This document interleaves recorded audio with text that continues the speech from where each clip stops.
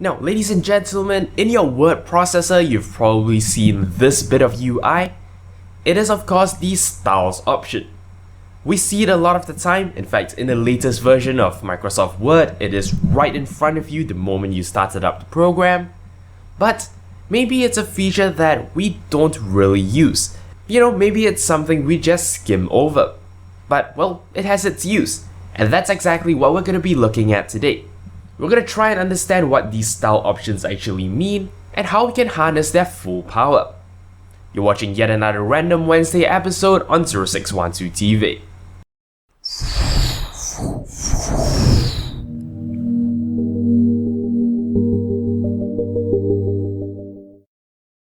Hello and welcome back to another Random Wednesday episode.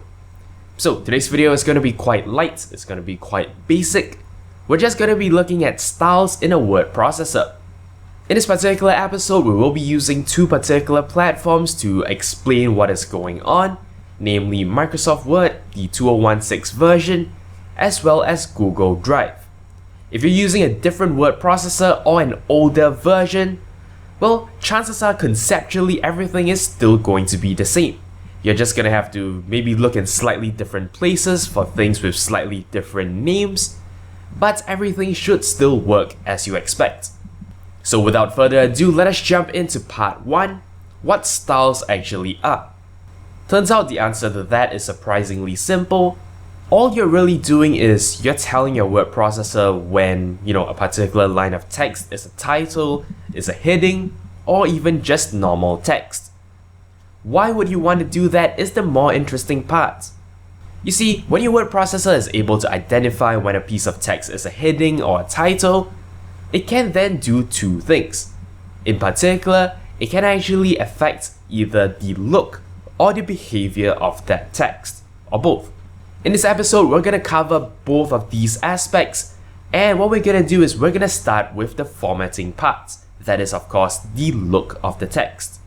Now, this is probably the more intuitive part, but if you were to actually just type some text in your word processor and assign a style to it, well, its look actually changes. It gets formatted differently according to that particular style. If you don't like this look, what you can do is you can actually go ahead and tweak it up to your liking. At the end of the day, you want to actually assign this new look back to the style itself. So all you have to do is to go to the style and update its formatting to match your selection. What you're telling your word processor is that for that particular style of text, you want it to look exactly like what you've just defined. When you do this, and if you have text that are actually covered under the same style, what's going to happen is the formatting of those pieces of text are going to be changed as well. This in fact shows you one of the key advantages of actually using styles properly. You can actually quickly and easily change the formatting of an entire document in a uniform manner. This of course saves you a lot of time and makes sure that there is no weirdness of different styles at different places. It's going to be a consistent and easy change to make. You can of course do this for any style. Styles are available for the document title, for headings, and also of course for normal text. Now, don't actually neglect the normal text style. In fact, when you actually create your document and when you actually apply a heading to a particular line, the moment you go to the next line, what happens is that the formatting switches right back to normal text. This is your default, so set it up right and your entire document will behave in a way you expect it to. As for headings, you probably only need to define as many as you will actually be using. Of course, headings are nested, so yeah, think about how many layers of nesting you'll actually need and only do as much work as you'll actually be using later on. Now, there is another very nice feature in Microsoft Word, and that is in the fact that it can automatically number your headings. To do this, you'll want to use the multi-level list feature. Click on More and click on the Link Level to Style option, and that basically allows you to associate a heading with a level in the list, which of course allows you to actually number them. If you want your headings to actually be numbered with respect to a heading of a higher level, you can click on the Include Level Number From option and choose a higher heading. You can also tweak up the formatting string and the indentation as you need. Personally, for me, I remove all the indentation and I just use a simple numbering for every level. Of course, the sky's the limit for this. It is entirely up to your own stylistic choice. By the way, for the power users out there, if you want a shortcut key to very quickly set the heading of a particular line of text, well, the shortcut key is Control, Alternate, and a number representing the heading. Control Alternate 1 will give you heading 1, Control Alternate 2 will give you heading 2, so on and so forth.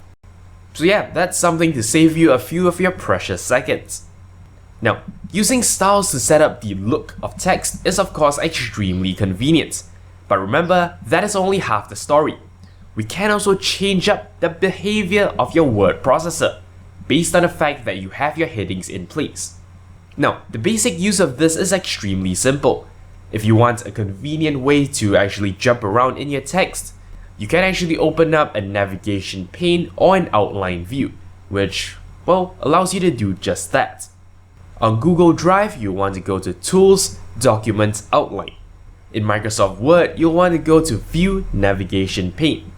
Both these options actually open up a little menu to the side, in which you can actually see all your headings. All the subheadings are nested nicely as well, so it allows you to actually see your entire document at a glance. If you have a very long document, you can also click on those headings and you'll jump over to the relevant position in the document.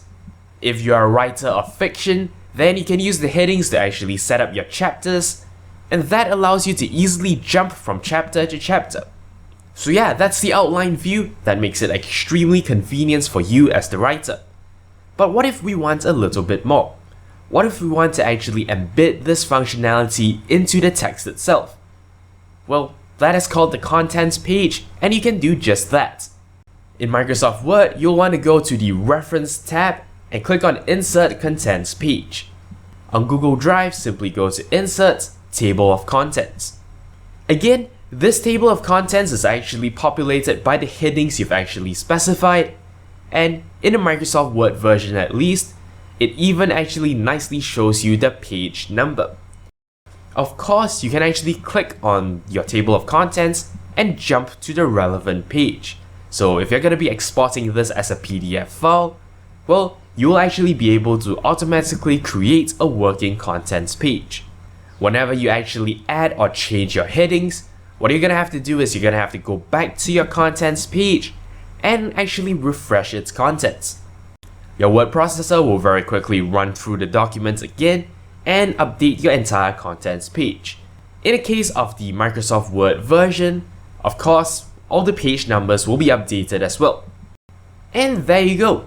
Those are styles and headings. Whether you're a student writing a report or a paper, whether you're just writing a novel for fun, this is a feature that you can actually use to make your life easier.